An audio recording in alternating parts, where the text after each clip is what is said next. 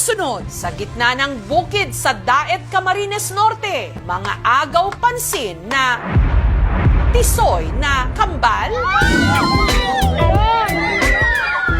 Sabi nila, pogi ka lang, wala ka ng pera. Australianong mahirap, gano'n.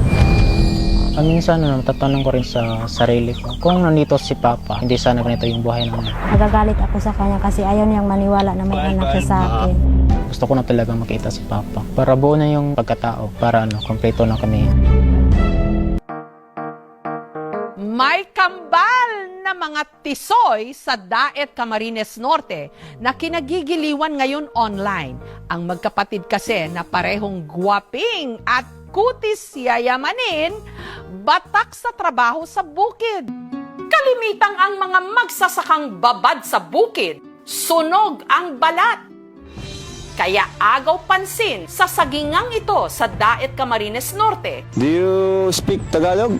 Ang dalawang magsasaka na hindi lang magkamukha, tisoy na tisoy pa. Sila ang kambal na sina Edwin at Edward. Nagulat po ako kasi tsura nila mukhang foreigner po talaga. Marunong talaga sila sa mga gawaing bundok. Pero kung akala ng iba na for the content lang ang pagtatrabaho nila sa bukid, nagkakamali sila. Dito sanay na po kami sa trabaho na ito. Dito sila mga kalingap, no, sa bukid na ito. Pero paanong sa gitna ng sagingan, may mga subsob sa pagtatrabahong kambal tisoy?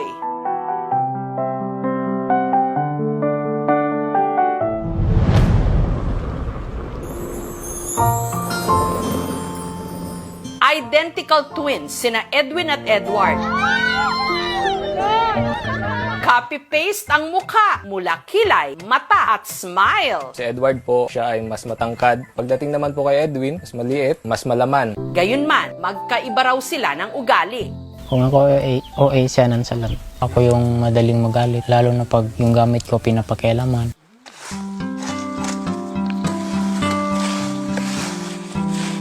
Magkatuwang ang kambal sa gawain sa bukid. Tanggal kami ng damo rito sa linya. Para yung nutrients hindi sa sa mapunta sa damo. Mahirap talaga lalo na pag pag mainit yung panahon. Ito raw kasi ang sukli nila sa kapitbahay nilang si Henry na nagmagandang loob na pag-aralin sila dito sa Bicol. Determinado silang mag-aral, handa silang magsakripisyo. Hindi kami pinagtrabaho pero kusang loob na kami na yung nagtatrabaho. Sanay na rin yung katawan namin sa trabahong bukid.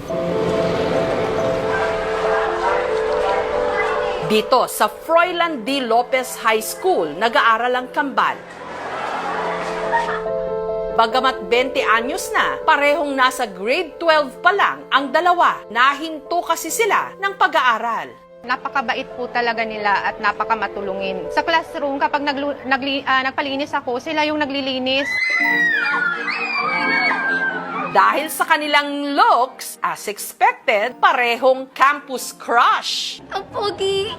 Crush ko po yung isa. Pagka-insecure ko. Siyempre, Nalamangan na naman ako. May mga babae nagbigay sa akin ng biskuit. Natutuwa ako kasi libre na merienda po. Kung madalas, pawis at sunog sa bukid, ang dalawa nagtatransform naman daw sa tuwing sumasali sila sa male pageant kung saan madalas pa silang maglaban. Ako nanalo ako. Tapos si Edward pang ilan ka nga? Pang-apat siya.